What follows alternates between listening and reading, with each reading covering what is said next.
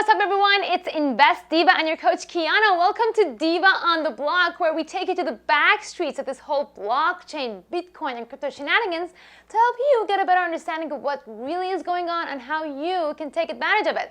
Today, I'm super excited to have no one other than John McAfee, the guy who invented your computer's antivirus, who's now somewhere in Eastern Europe in a Faraday cage blocking communications from the IRS as he's on the run from the US government. At the same time, he's also running for the president of the United States.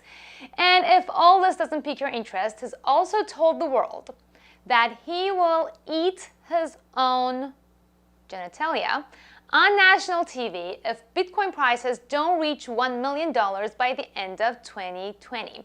In today's episode, we discuss where in the world Mr. McAfee is right now and why he thinks Bitcoin will reach $1 million by the end of 2020, how the US can survive without any income taxes paid by the citizens, and what's the best cryptocurrency. I had a ton of fun interviewing Mr. McAfee, and I hope you'll love it. Let's rock the block.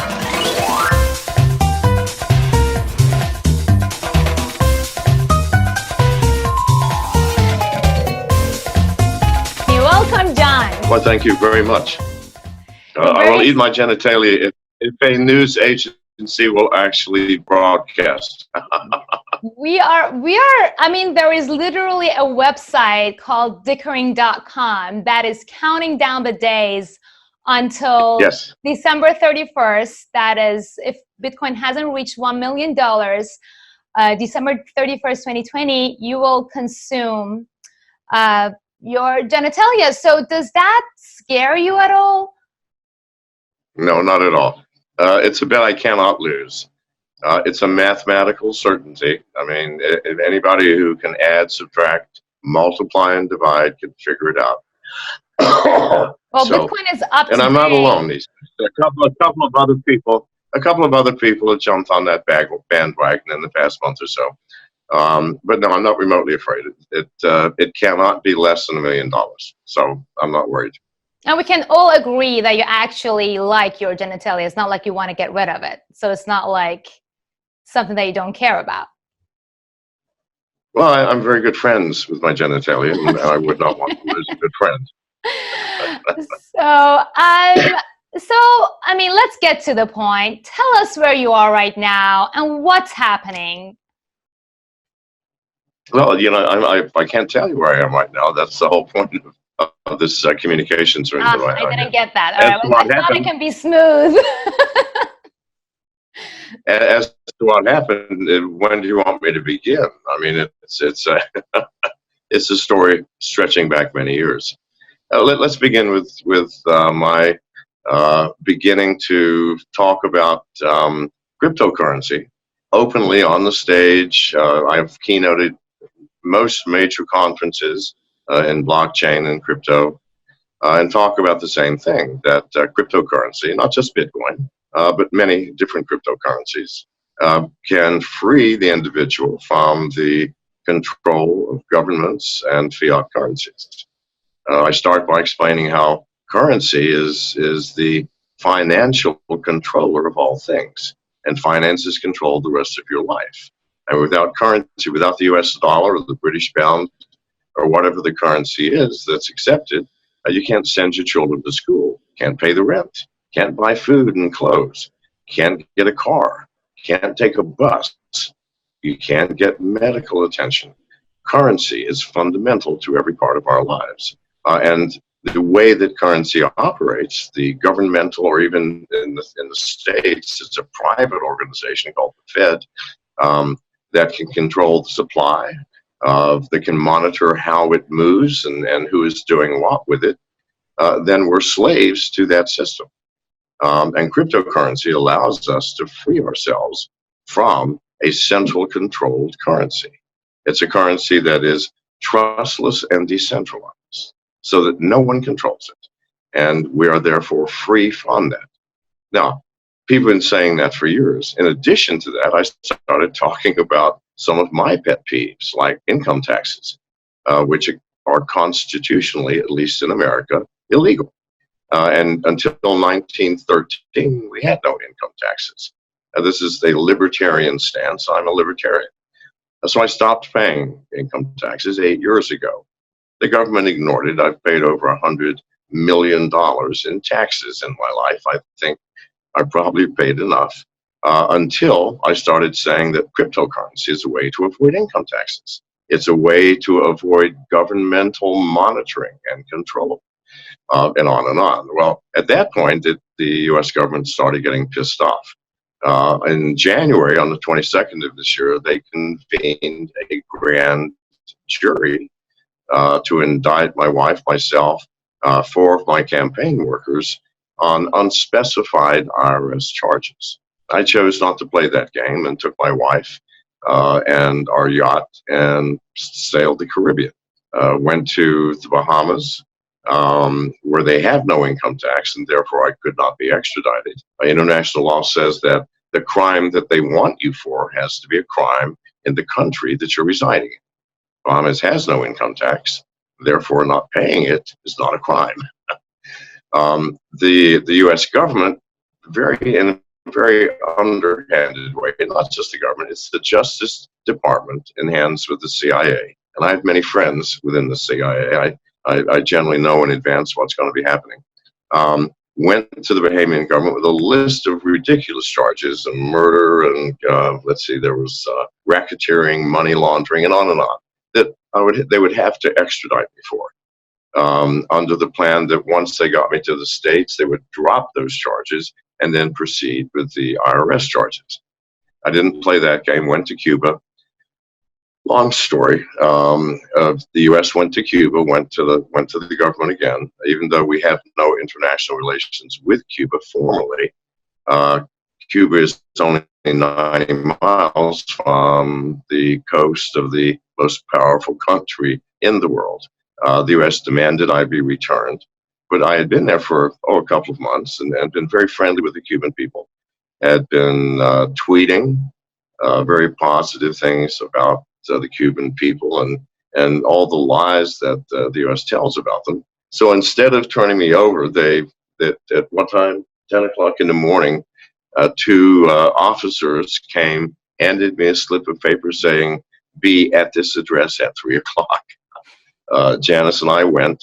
Long story short, a general came into a nice sitting room with a translator. Very pleasant. He said, "We know you are a friend of Cuba, Mr. McAfee, but you must leave this country within 72 hours." So that was a shock. So we left the country. We went straight to the Dominican Republic. When we arrived, we were surrounded by soldiers with automatic weapons that stormed the boat and claimed that we had brought guns into the country illegally, which is nonsense. Every yacht has guns on board. You declare them to customs. Like in the Bahamas, they let you keep the guns on the boat, give you a slip of paper allowing you to keep them on the boat, and tell you don't take them off the boat. In Cuba, we declared them. They took the guns and then gave them back when we left. Countries do one of those two things. They did not allow us to even talk to immigration or customs. We had not officially entered the country. This was another setup by America. The Dominican Republic and the U.S. government are extremely close. Net, 4 days later, after 4 days of detention, and you know that you don't want to be in jail in the Dominican Republic. I promise you. I've been in jails in many places, but nothing quite like the back to the United States. You bet. I knew what was happening. Oh my gosh. Pardon? You bet. I can only imagine. Well, and fortunately, I also am a British citizen, so I whipped out my British passport, which I keep for just such purposes, and said, "I'm a British citizen. I want to go home." They refused. Fortunately, I'd hired two lawyers on the second day of our detention. They were with me when I was talking to the immigrations guy trying to deport me to the U.S.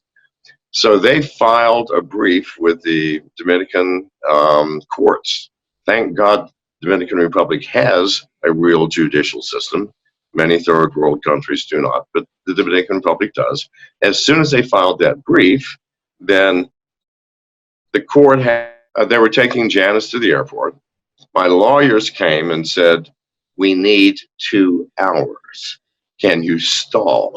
I go, and they're just about to put us on a plane. And I go, yeah, I've got this. I immediately fell over on my face and went into convulsions. It was a pretense, of course. And the net was they had to put me in a hospital. The hospital is just a few minutes away. Janice, they took Janice, instead of putting her on the plane, they now brought her back with me because now they're starting to get a little bit nervous. What happens if I dive there into the Dominican Republic and there's an investigation and they find out that Dominican Republic had done an extraordinarily illegal act? So things turned much better. 2 hours later, almost to the minute, Janice was with me in the hospital. The lawyers came in, leaned over and whispered, "You must act well now, Mr. McAfee. Everything is done." So they had filed the brief. Net is they sent us back to England, even though we hadn't been there for a long time. England was not a safe place for me because England and the U.S. are on the best of terms. Thank God we arrived on a Saturday morning, which is a weekend. Nobody can push paperwork through a government agency on a weekend. Please try it sometime. So we stayed for 15 hours and to make sure that they didn't do something illegal, like a SEAL team break into our room and kidnap us. We had fans from London sleeping on the floor of our hotel room that night. Then we left early the next morning to an undisclosed location in Eastern Europe, which is a huge part of the world, and we'll not tell you where. That's the story. God, I'm sorry. So, no, that is obviously fascinating. And there are multiple points that I want to get to one by one before we even get to the next topic. So first of all, let's go back to the point that you were saying about mentioning about taxes and that you're a libertarian and you believe that Bitcoin is a way to avoid taxes and you don't want to pay taxes. So how would a government run without taxes? Because, I mean, all the infrastructure, I mean, the government, as much as you hate them, they still do some good in the world. People ask that question a lot. Most people do not realize that America had no income taxes prior to 1913. We got along just fine. Many countries in the world have no income taxes. There are thousands of ways to fund a government. And right. again, if you have resources, for example, yeah, that's true. For example, Iran is where I'm from. They don't have income taxes. Actually, against Sharia law, I believe, to have that. And if you have oil, if you have resources, natural resources, and through import and exports, you probably can get away with it. But what if we run out of resources? Well, look, we didn't have those resources prior to 1913. I mean, they weren't even developed until much later. No, listen, there are thousands of ways to fund the government. What if, for example, you charge people 10 cents a mile to use the roads? That is, people who don't use the roads don't have to pay. The people who do. Do you realize how many trillions of miles a year are driven in America? That would more than fund this fucking government. Please, everybody, people are not thinking properly. How did we exist prior to 1913? We had none, no taxes, and we were a thriving country. We helped win World War I. You don't need them, period. It's obvious. We didn't have them. So what happened? In 1913, we suddenly needed them? No. People got greedy within the government. That's all. Okay, so let's get to the next question. And that was actually the fact that you mentioned you're British. You have a British passport. And you are now running for the U.S. president. Can you, as somebody who has not been born in the U.S., actually run? I was born in the U.S. on an army base in England. Oh, okay. Look up the law. My father was a British soldier in World War II. I was born on an army base. That makes me born on U.S. soil. It also makes me born in England. So I'm both British and American. Well, so that is something that not everybody is luxurious enough to have it. That's a fair point. So now I know a lot of people are watching right now and saying, okay, so he's running for president, this and that. And I'm sure you get this question a lot. What do you say to the people who are watching right now and don't believe the story that you just told me and to say that this is just a publicity stunt? They can believe what they want. I mean, the Dominican Republic published their own news account of our arrest and jailing. I mean, I couldn't have made that up. Please God, which part did I make up? I don't know. I do have a British passport. I'm here in England. For those people who say that, I'd say, please wake the fuck up and get a clue. Or I don't give a shit, one way or the other. That's fair enough. Well, so let's get to a little bit lighter stuff that I was really excited to talk to you about. So you started your career, let's go like all the way back. You started your career at NASA, which is where I dreamed of working at when I was a little girl. And then you moved on to Lockheed Martin, which is where my husband right now works. And then you moved to found McAfee Associates, the computer antivirus company, where, funnily enough, I actually applied to get a job at when I graduated university in Japan, in Tokyo. I graduated from electrical engineering. I didn't get that job, but so that was kind of interesting. And now you're a big Bitcoin maximalist. So in a very weird way, we're kind of connected. But again, I don't think I'll ever promise the world that I'm going to eat my genitalia if none of my predictions come true. So my question right now is that what, as a US president, like you have all this back, you're an engineer at heart, and now you've gotten yourself into something incredibly adventurous that people are finding shocking. Why are you running for the US president? Well, first of all, no one in their right mind could believe that I could ever be the president. I certainly know I can't. Nobody who's not a Republican or Democrat can be the US president. This is pretty fucking clear. I don't want the job. I wouldn't take the job if you gave me $100 million. I'm running for it because, number one, I can. And number two, it gives me access to the national stage, which it did in 2016. I ran in 2016 on the Libertarian Party. Got access to the national stage. That's all I wanted. That's all I want now.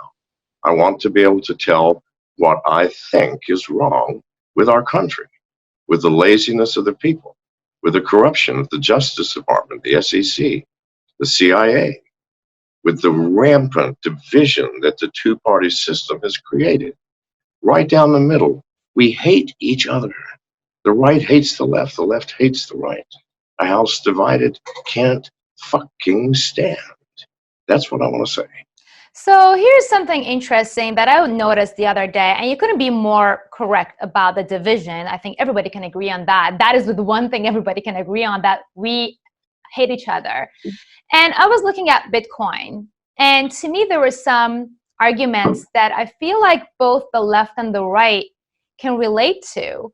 And kind of Bitcoin could actually bring the Republicans and the Democrats together. Would you agree with that? No, absolutely not. Money can't bring them together. Drugs, all the women or men in the world, all the power in the world will not bring them together. Do you understand? They are at war. And they're at war not over a thing like Bitcoin, or not over a simple principle like gun control or socialism or what have you. They're at war over an ideological concept that's been created by party leadership over the past 50 fucking years. No, it's not going to bring them together. And it's not just Bitcoin. Bitcoin is just one of thousands of cryptocurrencies. And it's certainly not the best in any respect. It's simply the grandfather, the store of value, the one that will never go away. It's the gold that you put into your vault. But there are so many cryptocurrencies that actually have a fundamental use beyond merely an exchange for goods and services. So no, I don't know who said that. I don't know what they're smoking. I said that. Oh, I'm sorry. My apologies. No, it's because the reason why I said that is because there were things. So, for example, Bitcoin, the ideology behind Bitcoin is banking the unbanked and underbanked. And that is something that could relate to the Democrats. And then at the same time, Bitcoin, for example, the Republicans who are pro-gun, let's say, and I know that you are as well, but you don't identify with Republicans, Bitcoin can relate to them because it is also something that can free them from the government. Republicans are very passionate about kind of being free from the government. That's the reason why they want to have guns. I thought Bitcoin is something that gives them that kind of freedom, that they can go behind the government and do something. So that's the reason why I thought it has attributes that it's not the same attributes, but there are elements of Bitcoin that can relate to both Republicans and Democrats. Well, I'd say that most Republicans, the men, are very fond of women, and the women probably are fond of men, and the same with the Democrats. That hasn't brought them together. It means fuck you. All right, I'm just saying, no, it means nothing. It means absolutely nothing. And the fundamental thing is both parties and the government itself don't like Bitcoin. Why? For the simple reason that it is a threat to the structure of government and the structure of our society. So I don't think that's going to work. It might. But if all Republican and Democrat men love women, and probably the same women in some cases, that hasn't brought them together. So you mentioned that, of course, Bitcoin is not the best cryptocurrency, but it is the biggest one. It is the leader in the field, and that's why it could remain in the field. But we can also remember that during the dot-com bubble, there were so many original dot-com companies. And even like in the case of, let's say, MySpace and Facebook, MySpace was the leader in the industry, and then Facebook came on and completely took over it. Aren't you afraid that Bitcoin can be MySpace if something better that actually did catch on came along? Well, yeah, I said that to begin with, that there are better things, and they will replace it.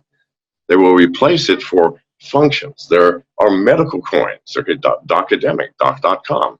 They have an app.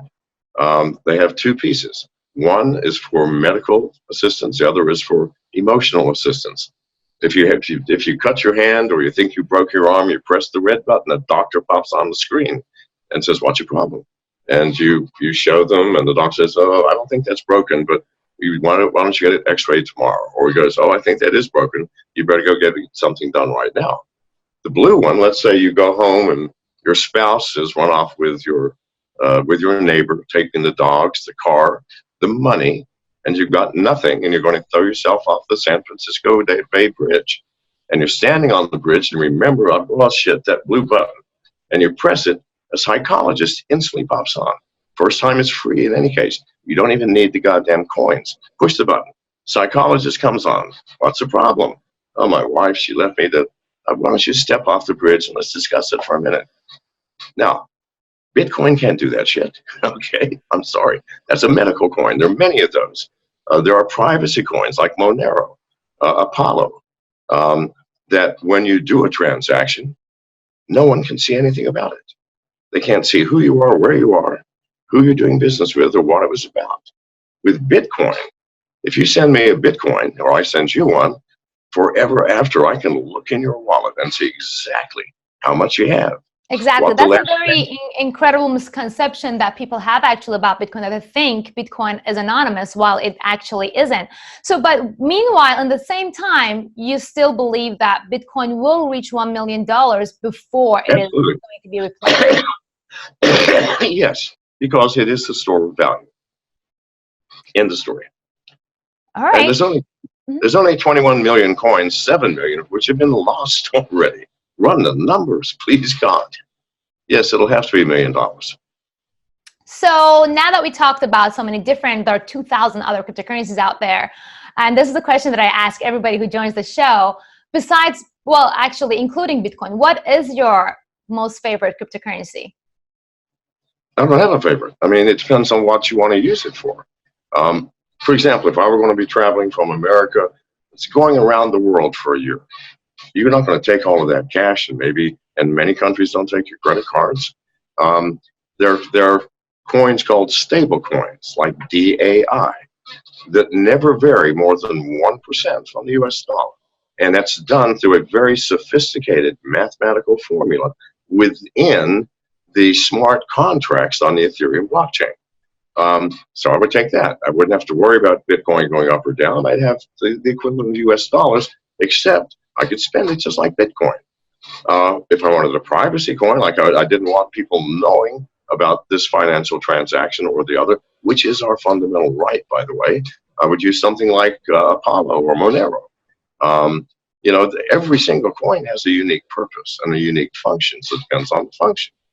So If I have was you having financial invested? problems, if I was having emotional problems and about to throw myself off a bridge, by the way, if that happens, it didn't happen. I was thrown off, believe me. if, if I had those problems, I'd pull out the Academic Act, hit the blue button, talk to a psychiatrist for a while. So it depends. How about investing? I believe that you probably have invested, having predicted that it's going to go up to $1 million. How many Bitcoins do you have, if you can I declare don't it? have any. I don't own anything. Literally, everything in my life is owned by other people. Literally, I live off the kindness of friends. End of story. If I were to invest something, I would invest in one of the altcoins like XTZ. Um, Profound potential in that coin. There are hundreds. I mean, I'm not here to give financial advice, so let's move on past that. So what do you think about Facebook's Libra? Do you think that they're trying to become a monopoly? They can't become a monopoly. Do you understand? The value of a cryptocurrency is its distributed nature and the fact that you have control over it. The fact that Facebook now has something big, who cares? All those people who want to invest in that or want to buy that or use that may. I'm not going to. And the smart people within the crypto community are not either. We all see it for what it is. It's nothing more than Facebook trying to gain more financial control. Well, they won't. It's kind of like the U.S. government going, listen, marijuana, it's illegal. You may not have it, but you have other things. Drink booze.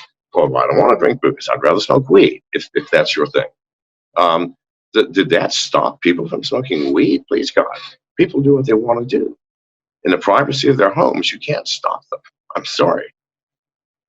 Right. So, and the Libra definitely, in my opinion, also takes away from the ideology of what the cryptocurrency really should be. So, John, what is next for you? I know that you are in a state right now that you really don't feel like the world owes you anything, and you feel like you're freed really from anything monetary. So, what is the purpose of your life? Let's get a little bit philosophical here.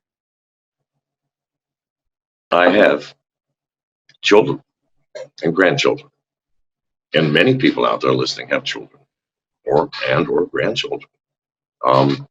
Please God, life is not about you, not about me. It's about our progeny. It's about the future. It's about what we give to the world we leave behind. And that world is the world we give to our children. If you love your children, and everybody does, or most people do, then good God Almighty, what else is there than to work for a better world for your children? I don't know. I don't know any other answer. And that's the reason why you are you're running for president, so that you get your thoughts out to the world, so that you make the world a better place. I hope so. Well, that's a great way to end. But thank you so much, John. I know that you are just really inspiring, the way that you think and the way that you're sharp, even though you're in a Faraday cage somewhere in the Eastern European. But this is a communication center, by the way. Janice and I come in here when we need to communicate, when I need to do videos, Twitter or something. There's a world outside this cage, which is beautiful and just as free as we are here. But people go, God, you hold up in a cage? No, this is a communication room. If you go into a garage to do some work, are you holed up in the garage? No. I'm glad to hear that, because I was kind of worried. I'm like, okay, what's going to happen to you if you're just sitting in that cage? That's great. So is there anything else that you want to add? Yes. I'd like everybody out there, everyone, to do only what you love and nothing else. If we all did that, there would be no problems in this world. Thank you very much for having me on. Thank you so much, John. And thank you so much, everyone, for watching today. And see you again on Diva on the Block. Can you please make a silly face to go for the thumbnail? That's silly. That makes silly faces all the time. It can be whatever. It can be anything. There it is. All right. Thank you.